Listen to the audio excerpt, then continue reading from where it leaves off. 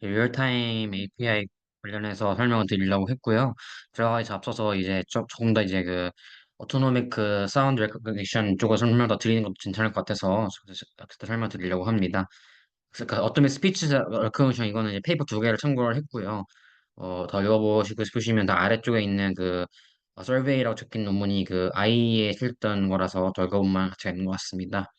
그래서 이 릴타임 웨이패드 그렇고 이게 결국에는 이렇게 말하고 있는 거를 기계가 이해해서 진행을 시키려고 하는 건데요. 그래서 스피치 레코그니션과 보이스 레코그니션이라는 큰 범주로 들어가서 진행이 됩니다.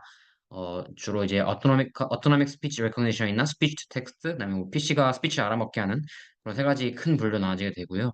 그래서 어쨌든 인풋 데이터가 보이스가 되겠고, 그래서 어쿠스틱 모델로 그거를 인코딩을 해야 되고, 그거를 이제 컴퓨터가 이해를 해야 되니까 랭귀지 모델을 사용하게 되고, 그 답변을 들려줘야 어쨌든 이게 인터랙션이 들려주든 뭐 보여주든 해야 저 인터랙션이 되는 거니까요. 그 플레이백 과정을 나누게 됩니다. 그래서 이런 보이스 데이터의 피처 익스트랙션을 하는 게 필요하고요. 그다음에 그러다 보니까 아무래도 이런 과정 자체가 이제 트랜스포머 베이스드 아키텍처를 많이 사용해 나와 있습니다. 그래서 나중에 말씀드리겠지만 크루팅 모델도 그렇고 랭귀지 모델들도 다 트랜스포머 베이스로 사용하게 돼서 원시적인 예시가 이제 빅스비나 알렉사, 시리 같은 게 있을 수 있겠고요.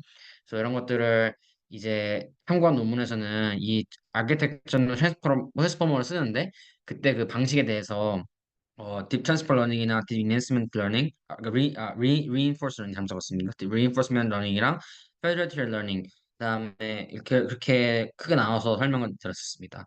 그래서 이렇게 함으로써 얻을 수 있는 가장 큰 장점은 이런 휴먼과 머신 간 인터랙션이 더 좋아할 수 있겠다 하는 게 이겠습니다. 그래서 그래 여기 그래프 여기 그 다이어그램 보시는 것처럼 데이터가 들어가서 피처가 뽑힌 거를 어쿠스틱 모델이 정제를 해서 랭귀지 모델한테 주면 랭귀지 모델이 디코딩을 해서 뭐 이런가 보다 답을 내리고 그래서 이렇게 이 과정이 파인 튜닝이나 이밸리에이션 거치면서 효과가 좋아지는 과정으로 이제 돌아가게 됩니다.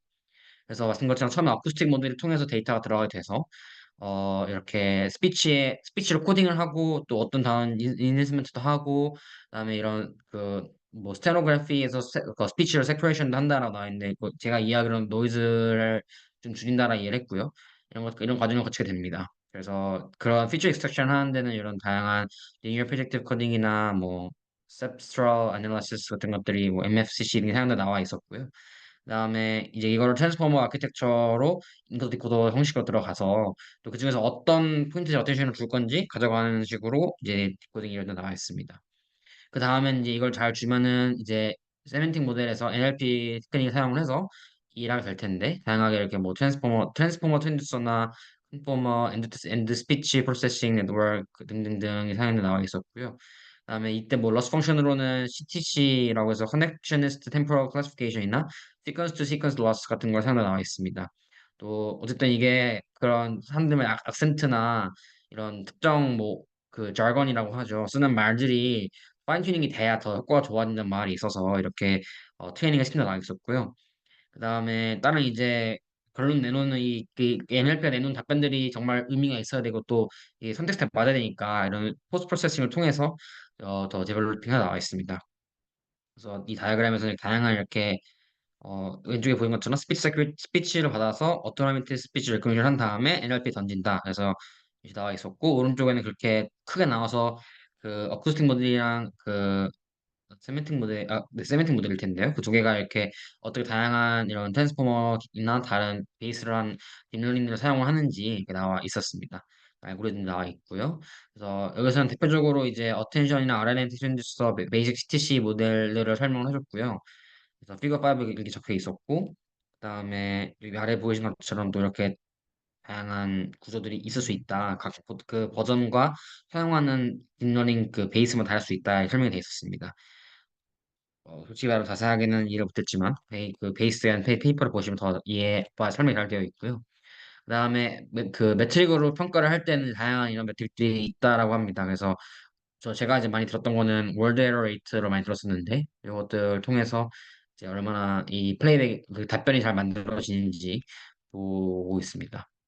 그래서 사실 저는 이제 그 맨 마지막에 트랜스포머 베이스드가 된 오토노믹 스피치 레커니션을 포인트를 맞추고 싶었는데요.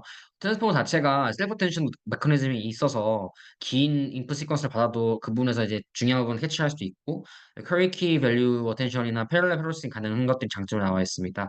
그래서 대표적으로 나와 있는 예시가 그 트랜스퍼 러닝 딥 트랜스퍼 러닝으로 만들어진 웨이브 투 벡투 이게 유명하게 나와 있는데요. 이런 것뿐만 아니라 이런 트랜스포머 트랜지스터나 마스크 어디오 트랜스포머, 코드 스위칭 트랜스포머 등 각각의 이런 상황들에 따라서 쓰임이 있다라고 나와 있습니다. 그래서 각각의 어떤 특정 상황들이 어떤 거에 따라서 다르게 될 것 같고요. 또 밑에 설명된 것처럼 이게 각각 이제 DTL 베이스인지, 페더러티 러닝 베이스인지, 딥 리인스먼트 러닝 베이스인지가 또 상호가 다르게 되는데요. 이 트랜스퍼 러닝 같은 경우에는 이게 다양한 디퍼런 태스크에 한 모델이 적응을 도와주기 때문에 스페시픽한 데이터셋에서 더 스페시픽한 태스크를 할 때 도움이 나와 있습니다. 그다음에 이게 또 멀티태스크 러닝도 가능하고 피처 퓨전이 돼서 더 효과가 나와 있는데요. 그 예시 드는 게 이제 메디컬한 태스크 캠션을 할 때 도움이 된다라고 페이퍼가 얘기를 했었고요. 페더레티 러닝 같은 경우에는 이제 그 아시는 게 맞는데 중앙에서 만들어진 뿌리고 다시 그거를 각각의 학습시킨 거를 모아서 다시 이제 업데이트 시키는 방법인데 그리고 이제 휴먼이 이야기하는 거를 인터랙션 하는 거잖아요. 그래서 이런 세큐리티에서도 되게 중요한 고려가 된 방법이 나와 있습니다. 그래서 이런 뭐 스마트폰 같은 데 깔려 있는 그런 디바이스들이 로컬리하게 트레이닝이 되고 그런 것들에 대해서 사용이 되는 방식이 나와 있고요. 그래서 뭐 빅스비 같은 게 이런 예시가 되겠죠. 그다음에 리인스먼트 러닝 같은 경우에는 이게 인바이러먼트에 더 적응을 하는 더 가까워져서 그게 이제 특정 방향으로 이게 리워드한 편을 주면서 이렇게 적응시켜 나가는 방법인데 그래서 이제 여기서 트랜스포머 쓰는 방법이 나오고 각각의 에이전트가 판단을 내리고 그런 인바이러먼트 내에서 판단을 내리면 리워드 따라서 이게 바뀌는 게 나와 있습니다. 그래서 예시로 이제 셀프 크리티컬 시퀀스 트레이닝 등이 사용돼서 나와 있었고요. 저보다는 GPT가 좀 더 설명을 잘할 것 같아서 요약도 부탁했었습니다. 이런 식으로 각각의 메인 포커스 어떤 상황을 써야 될지에 따라서 다양한 모델을 골랐으면 되겠다 나와 있었고요. 이제 트랜스포머를 사용하면 뭐 다들 아시겠지만 컴퓨팅이 많이 필요하고 GPU가 많이 필요하고 데이터셋이 다른 것보다 더 커야 된다는 말이 문제가 있었습니다. 또 스피치 같은 경우는 특별히 더 이런 데이터셋을 얻는 게 어렵기 때문에 왜냐면 저희가 다 각자만 아센트가 있고 표준화된 경우도 있지도 않고 각각에 다 다르게 트레이닝이 되면은 다른 그 인풋 데이터가 왔을 때 이해를 잘 해야 되는 거니까 그런 부분에서 챌린지가 있다 나와 있습니다. 그래서 또 설명을 이어드리자면은 이제 리얼타임 API 쪽을 설명드리려고 했는데요. 이게 10월 달에 나왔습니다. 이게 조금 더 이제 정말 리얼타임으로 설명이 돼서 이게 이름이 붙었는데요. 이거가 그래서 보이스 레코니션을 이제 GPT에 붙인 거죠. 이렇게 거의 그렇게 이해를 하면 좋을 것 같은데 이제 예전에는 이제 컨벤셔널하게는 오디오를 받고 그거를 이제 AS 방금 말씀드린 그런 그 어토노미 스피치 리코니션이 받아서 그걸 텍스트로 바꿔주고 텍스트 받은 애가 다시 스피치로 바꿔주는 단계를 거쳤어야 됐는데 내지는 챗 컴플레이션 API처럼 느린 과정이었지만 리얼타임 API는 더 빠르다. 이걸 한 번에 돌릴 수 있는 플랫폼이라서 더 빠르게 처리할 수 있고 또 이런 웹소켓 커넥션이 계속 퍼시스턴트하게 이어지기 때문에 지속적으로 대화를 이렇게 하는 느낌이 있다라는 게 장점을 내세웠습니다. 그래서 이제 그리고 또 텍스트로 결국 답변을 뭐 뒤에 설명드리겠지만 답변 텍스트로 주는데 거기 TTS를 붙여서 더 답변이 음성으로 들리니까 컨버세이션하게 말할 수가 있고요.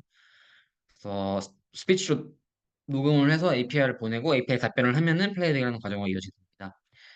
이게 제가 체감 속도로 보여드리고 싶어서 영상을 갖고 왔거든요. 잠깐 보여드리면은 영상도 지금 보이나요? 예, 일단 틀어보겠습니다. 영상은 안 보이고 있어요. 아직 안 보이나요? 잠시만요.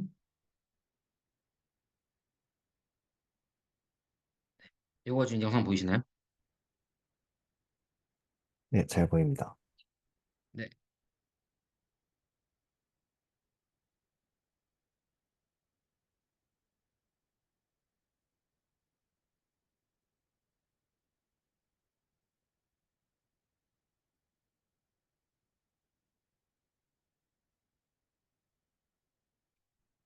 이거 이제 저 사람이 만든 그 프론트엔드고요.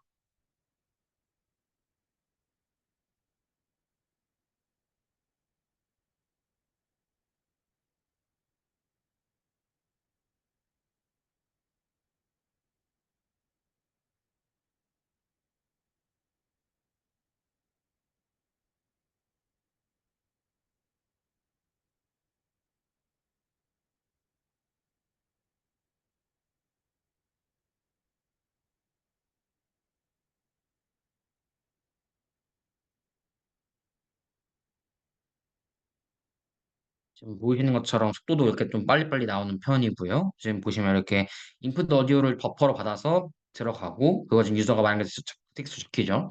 답변도 지금 이렇게 이게 나와서 텍스트로 나오고 그거를 답변을 하는 방식으로 네, 이루어지게 됩니다. 그래서 이어서 발표를 진행을 하면 잠깐만요.